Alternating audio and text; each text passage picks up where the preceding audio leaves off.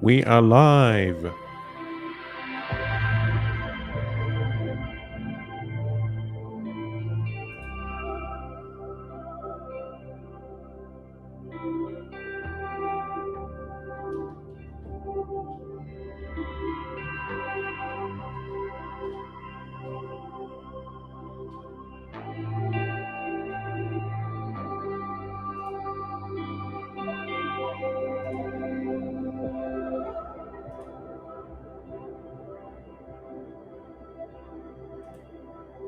Look at that.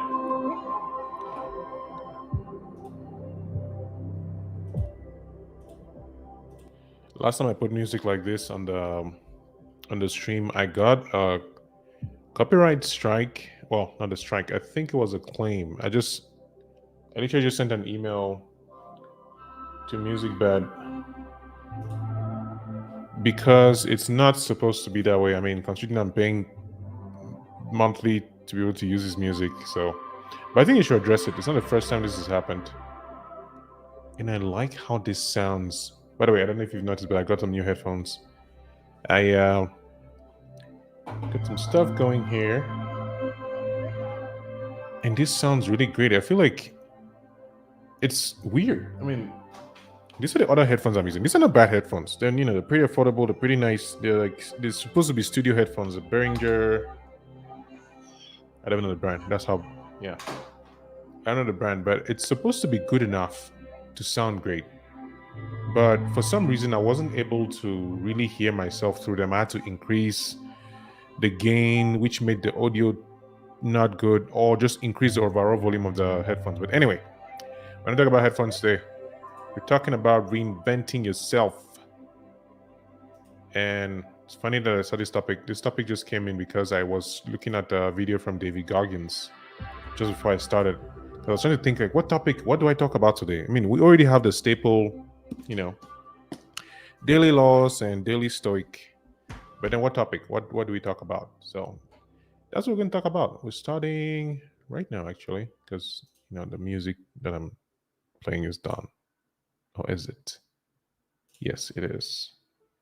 So this is a live mass. If the first time you're watching this live stream or you're watching a recording, for the past 7 days, I've been going daily for 30 minutes live here on YouTube, Facebook, and Twitter. And I'm just say the goal is, there's not really a goal. It's just my version of Vlogmas, but I just made it 10 and I made it a live stream just because I could, I like to break rules like that. As if there's a rule for Vlogmas. There isn't. But anyway, what I'm trying to make is, this month has been really about mortality, and both the authors of both books, because of Robert Greene is, or I don't know if he is or used to be the mentor of Ryan Holiday, who wrote The Daily Stoic and a bunch of other books. But I've heard of The Obstacle is the Way. What else? Many other books. Can't think of the titles right now. All right, let's start. If you're here, let me know. So normally what we do is we just read through, and then we'll talk about the topic, the subject of the stream. So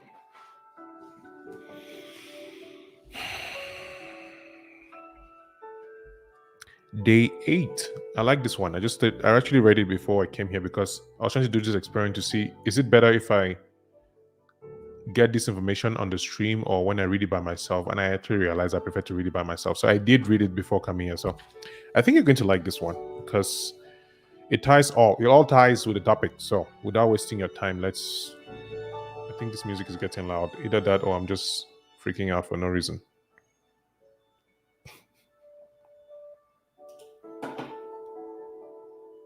It's not that loud. Kamga, relax. Has anybody ever told you to relax and it actually worked? I don't think he has. Anyway, don't hide from your feelings. It's better to conquer grief than to deceive it. Seneca, on Consolation to Helvia, 17:1b. We've all lost people we're close to: a friend, a colleague, a parent, a grandparent. While we were suffering from our grief, some well meaning person did their best to take our mind off it or make us think about something else for a couple of hours. However kind, these gestures are misguided. The Stoics are stereotyped as suppressing their emotions, but their philosophy was actually intended to teach us to face, process, and deal with emotions immediately instead of running from them. Tempting as it is to deceive yourself or hide from a powerful emotion like grief by telling yourself and other people that you're fine, awareness and understanding are better. Distraction might be pleasant in the short term by going to gladiatorial games as a Roman might have done, for example. Focusing is better in the long term. That means facing it now. Process and parse what you're feeling. Remove your expectations, your entitlements, your sense of having been wronged. Find the positive in the situation, but also sit with your pain and accept it, remembering that it is a part of life. That's how one conquers grief. Find the positive in the situation, but also sit with your pain and accept it, remembering that it is a part of life. How one conquers grief. That's from a Daily Stoic. And I like the subject, don't hide from your feelings, because I think it speaks to, as a man, I guess, it speaks to the idea that um, you should not have to suppress things, rather learn how to process them. Because I think, and I'm sure there's some narrative out there that most people carry around, which says that as a man, you're not supposed to feel certain things or cry or be in a particular way. And you have one side that says, oh, no, it's cool to be vulnerable. And even another says, well, it's cool to be vulnerable, but it keeps you, well, being vulnerable makes you vulnerable, basically. But I guess the idea here, from what I understand, is that you should not run away from those feelings. And if I had to add my own part, there will be, we are all these things. I mean, not that we are our feelings, we have these feelings, and trying to run away from them, it's like trying to run away from our shadows. You know, might as well just turn on the lights. That's what I think. What do you think?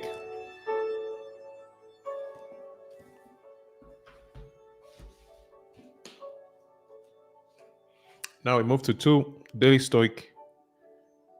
I need to get a. This light is too bright and I cannot do much to change it. I'm sure you're not complaining about it. That's just me. All right. The second piece we're reading today is from The Daily Laws by Robert Greene. This music is too loud in my ears, so I don't know if it's that loud in yours. So I'm going to change it because I can. But I like it.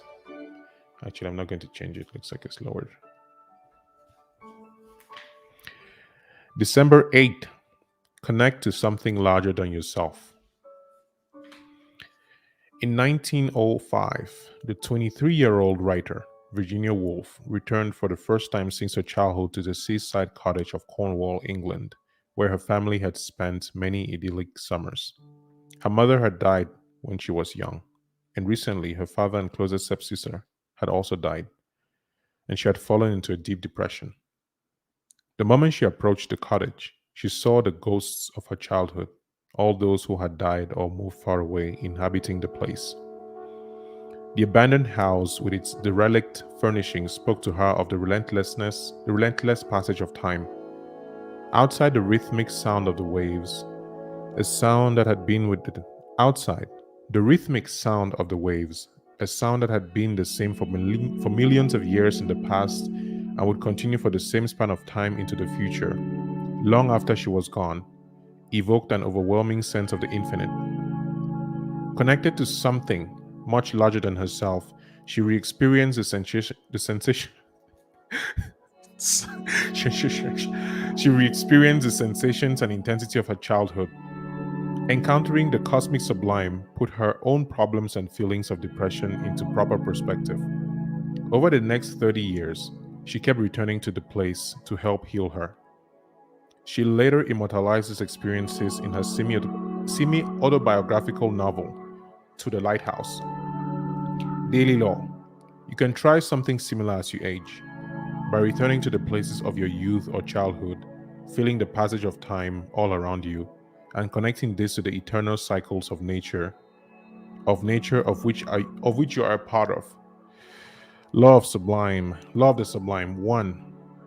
Expand the mind to its furthest reaches, the cosmic sublime. All right, looks like my words.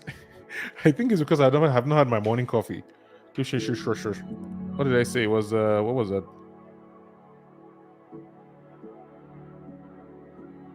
I can't remember which one it was, but anyway. So yeah, the topic is, you know, connect to something larger than yourself. And this goes right into the subject of reinventing oneself. I think methinks that we underestimate the human capacity to rewrite the past and reinvent ourselves. But before we jump into that subject, let me see here. Let me lower this music a little bit. It's all right. So, is it time to reinvent yourself? How do you know when it's time to reinvent yourself? What does it mean to reinvent yourself? Who decides that you have been reinvented? So James Altucher is the first person that I remember using this phrase, and actually go to one of his articles I think he wrote before writing the book. In fact, let me search the phrase and see what happens. I'm curious to see if he's not. You see, when I write "reinvent yourself" in Google, the first title that comes up there is book by James Altucher. That's CEO. I mean, sorry, SEO. Yeah, 10 steps to reinvent yourself and realize your potential. June 23rd, 2021. Sense of the people. Wow, that's not what I was looking for. What was I looking for? You see, this is confirmation bias. I'm looking for what I want to see. I'm not looking for what is there. That's what we do, right? We go online and we search things and we refuse the responses that are not Todd Herman. I think he wrote the alter egos. All right. Reinventing yourself means to change parts of yourself that you don't like or are no longer or that are no longer serving you. It could mean changing your profession, bad habits, traits, or even pursuing new skills. If you feel like you want to reinvent yourself, it might be because of one of two things. One, you realize you're in the wrong path, career, or relationship. This means you've been climbing the wrong ladder. Two, you realize you are not climbing fast enough. You have a goal, but it seems unattainable. The bottom line is, if you want to reinvent yourself, you are looking for a change. You're looking for a change. Hey, your boy, I have to leave, but good stream, bro. Keep up the good work. Thank you, man. Appreciate you. Thank you very much. Very nice to have you here. Yeah. The stream will last for a few more minutes and then we're going to close it. But yeah, I think I picked the time when there was nobody around. I feel like part of me was afraid of people. And I just found the time when there'll be nobody, so I can just do my thing and be like, yes, I did it, and then walk away. But anyway, thank you, your boy. Your boy was in the building. Thanks, man. All right. So reinventing yourself means you no longer like what you're seeing about yourself. Maybe you look at a mirror, you don't like what you see. Maybe you look at things. Hey, hey, hey, hey. Michael, welcome, old friend. It's been a minute. How have you been? It's been missing. Hope you're feeling better. Hope med school is treating you well. Maybe you're already curing people and everything. So yeah. Oh, maybe you're not in med school. You're actually a doctor, and I'm here confusing myself. And anyway, welcome. Today we're talking about reinventing yourself, and I was going on this diatribe. Not even diatribe, this rant. Reinventing oneself starts when you don't like what you're seeing or you don't like what you're getting. And before even the phrase before understanding what this phrase meant, I realized, well, the first time I heard the phrase, I realized that that's what I've been doing multiple times when I restarted college, about what, 3 times, when I moved to the US, when I got a divorce. It's reinventing yourself basically means looking back at what you're seeing and deciding, okay, I want a different outcome.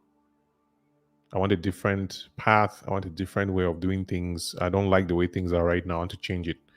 So I guess you decide when to reinvent yourself. Usually, maybe something bad happens, an accident, heartbreak, job loss, and then you look and say, okay, I need to change something about these things. Sometimes you can just be dissatisfied with life. I think it's very possible to be in a place where you're making good money, maybe you're in a good marriage, but your problem now is that this is just good and you know that you can do more. And I think there are people who still get to that point and they want to change things because good is not enough for them.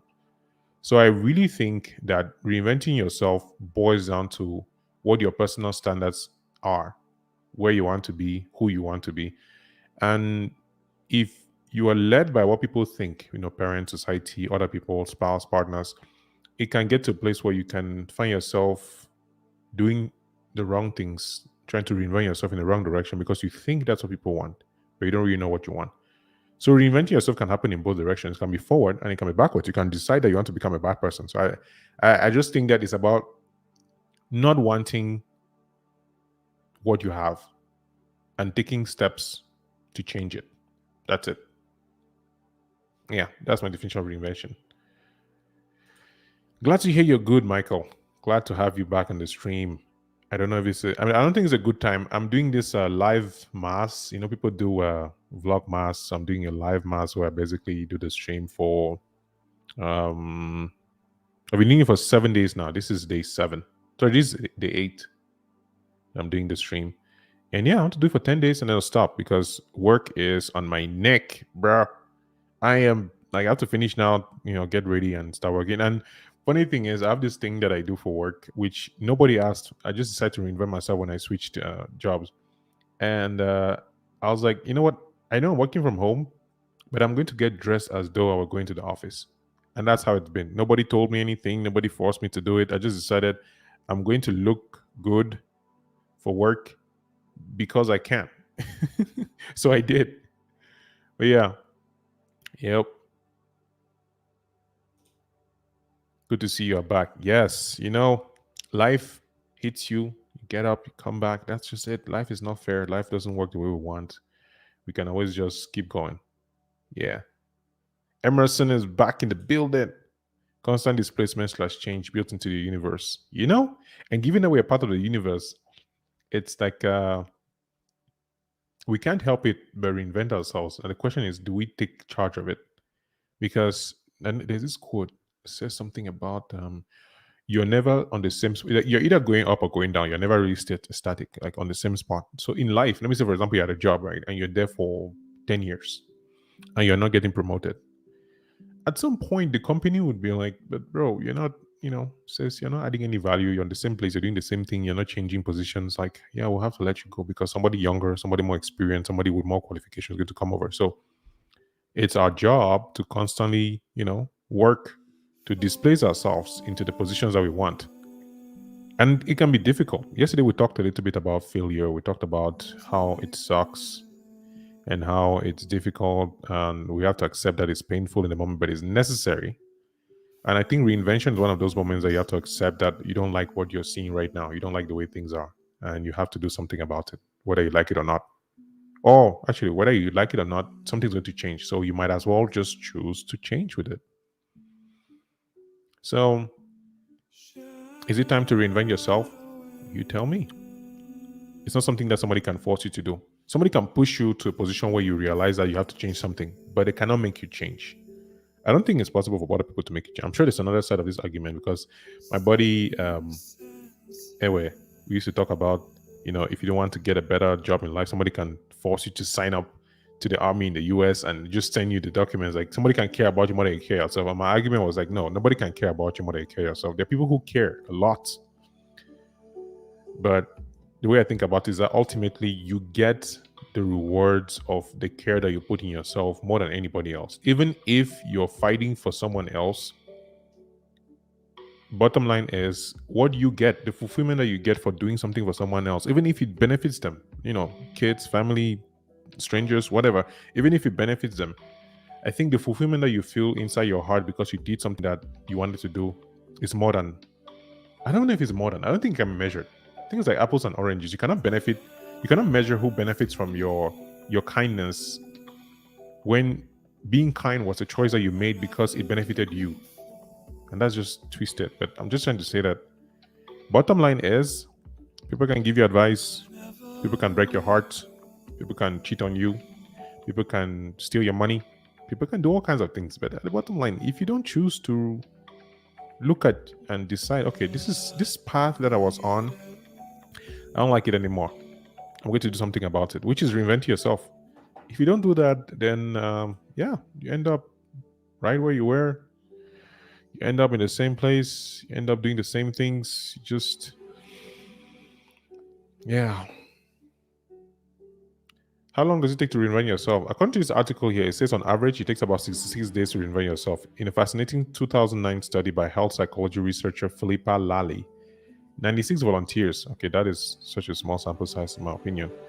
96 volunteers chose an eating, drinking, and activity behavior like drinking a bottle of water with lunch or running 15 minutes before dinner to change for the following 12 weeks. Every day, those volunteers reported if they performed, self-reported again, if they performed their behavior and how automatic it felt. How automatic it felt. How do you measure how automatic something? All right, this is why when you're reading things on the internet, use your brain. The results found that on average, it takes 6 days before behavior becomes automatic. On average, okay, I see. There's a scale there, and it's backed by research. I just think of the sample size, the self-reporting, and even the behaviors chosen. Now, this doesn't mean total reinvention will happen in 66 days. To drastically alter your circumstances, wealth, traits can take many more months or even years. I don't know. I don't know about you, but I think I can reinvent myself in 2 days. All right, just kidding. It does take time to change from a bad habit or to get a new habit. I don't know if those times are correct. I don't think it's possible to measure exactly. But what I know is this: the daily practice of working on yourself and taking stock of where you are, what you're grateful for, building daily habits can help you reinvent yourself in a much more smoother way because you're able to pay attention to how you feel. Something like journaling, for example. Journaling can help you see behaviors or patterns of thought that you may not notice on a day-to-day basis if you were not writing things down. So I do think that there are many steps involved. And I think that the most important one is being intentional and choosing the areas that you want to change at and where you can see progress. Say, for example, you want to reinvent your finances. It's not going to happen overnight. I mean, unless you get lucky or you win the lottery or somebody dies and leaves you an estate. And even if they leave you all that, you probably have to take weeks for the lawyers and the court and everything to get sorted out. So even that will not take, one day. So it does take time. I just don't know about that 66 days. I think it does take time to look at where you were, decide where you want to be, and then work to become that person. And I think the cool thing is once you become that person, you're looking at other areas to reinvent. But then it can become this hedonic cycle where you never stop because there's always something to improve, which can, depending on your personality type, it can be a good thing. People like me, I think for us is good because I haven't, maybe I'll notice later on, but I haven't seen a problem with wanting to improve all the time. Yeah, I agree, Emerson. Reinventing yourself will require deep self evaluation. Yeah, yeah. Deep self evaluation is a necessity. And the way the world is set up, I think it's very it's hard to have that kind of quality time to sit with yourself because there are people who are just trying to get food, man. They're just trying to eat. They're like self evaluation for what? I just want to put food on my children's table. So maybe do you think reinvention is a luxury? That it's a privilege that people who are in a position to think about these things. Like if you go back to Maslow's hierarchy of needs, maybe reinvention. Let me check out my hierarchy of needs. Let's see where this could fall.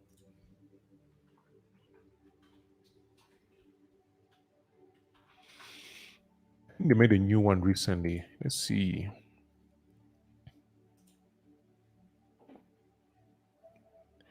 Maslow's pyramid of needs.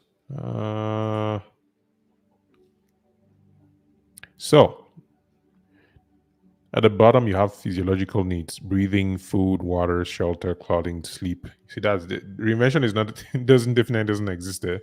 I think it does not. Next, you have safety and security: health, employment, property, family, and social ability.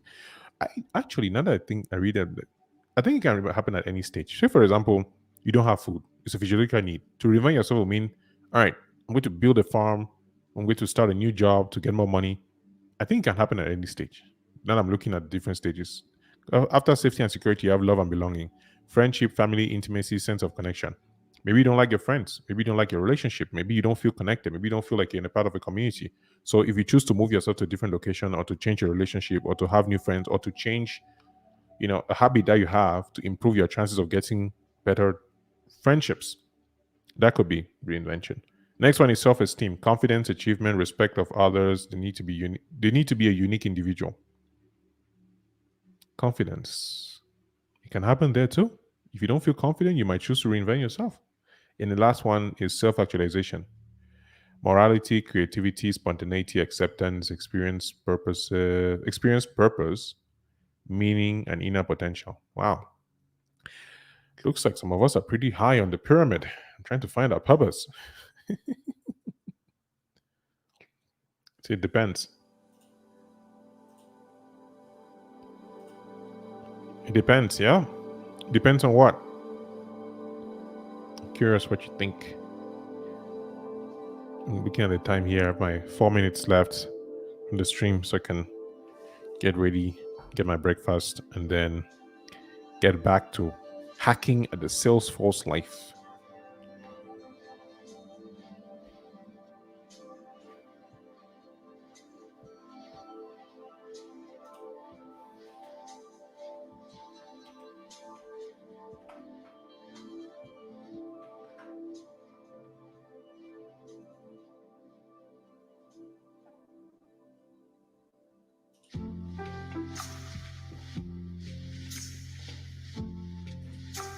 I just love how Music finds songs that I like. I don't know, maybe I think the algorithm knows the music I like. Let me see views somewhere.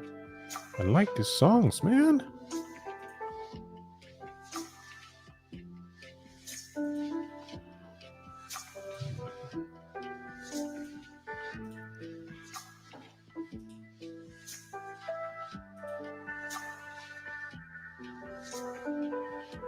Oh, by the way, if you have any thoughts about the live stream, any questions about anything else I want to talk about, feel free to drop them in the comments. Be happy to bounce ideas before time to leave. Should be leaving in a bit. Yeah.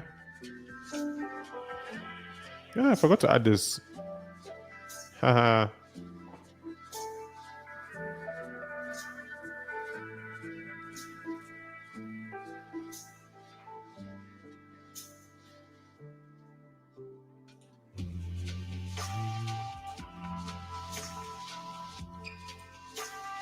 Reinvent to stay alive, fight, flight, or reinvent to improve on your situation in life. That sounds like that's a very poetic statement to make. Reinvent to stay alive, fight, flight, or reinvent to improve on your situation in life. Let's stay alive. Let's fight strife and belong. Whether it's 1, 2, 3, 4, 5 meals a day, all I want is a good life. I wrote day 6. It's supposed to be day 8. Why did I change this thing? Jesus Christ.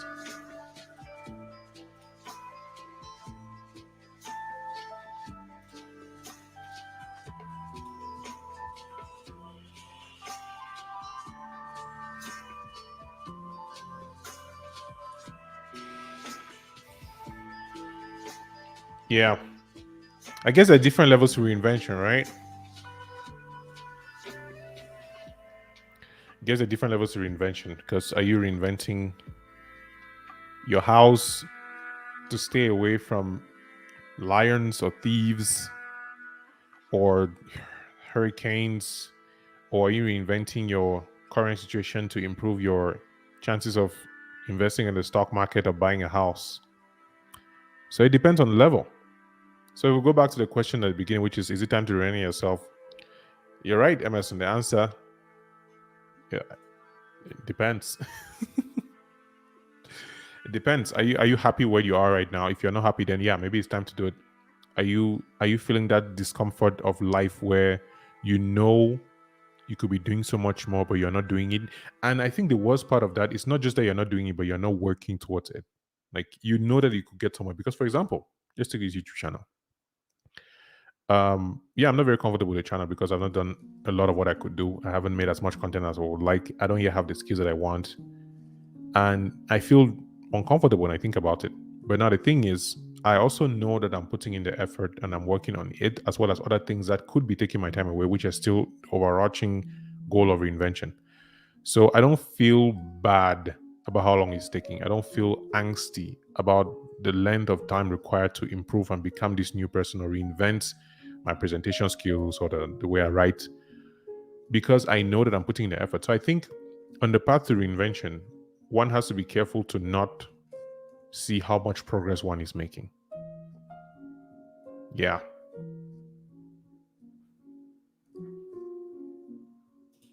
I like this comment. Can't help but to be realized as killing a previous version of yourself. It's dark, but two things can occupy the same space. One must go. 100%. Killing your past self. There's a proverbial, like a spiritual death that happens, which you have to. You have to accept that you're no longer this person.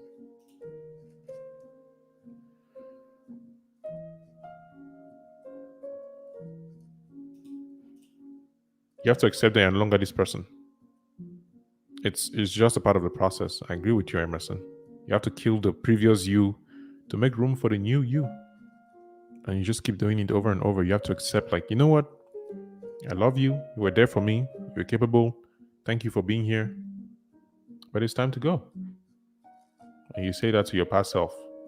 It's time for me to move on. And at any point, I think you probably have to kill so many versions of yourself, because ultimately you want to look back and be happy for them, be grateful for them. Not necessarily proud, but grateful that you had to go through all these things and you became this person. Because I think there is a quote by Austin Kleon that I used to think about when I was trying to get better at writing, which is, many people want to become the verb. Sorry, many people want to become the noun without doing the verb. So people like to call themselves writers, but they don't want to write. And so when I look at this reinvention skill, is we want to have the end product of our reinvention, but we don't want to go through the process of doing it, the difficult, challenging, dirty task of reinventing oneself. The dark, like you said, Emerson, the dark path of killing the past self. Metaphorically speaking, of course, not, in real life. Don't do that, please. So yeah, thank you for hanging out, Emerson, Michael. It's been good having you on the stream. Your boy. Day 8. We have 2 more days. Today's Tuesday. Wait, no, today's Wednesday, I think. Is it Tuesday? No. Yep, today's Wednesday. So Friday will be the last stream. The last yeah. It's going to be the last of this stream. But I'm looking forward to it. Is this, yeah. What is wrong with my computer? All right.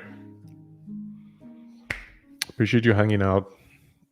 Love the comments. Love the interaction that happens here.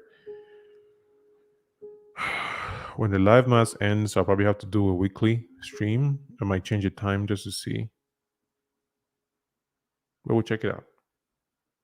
In the meantime, of course, do your best. Let God take care of the rest. And remember, while there's life, there's hope. Emerson Michael, your boy. Thank you. And good night. Or good morning. Or good afternoon.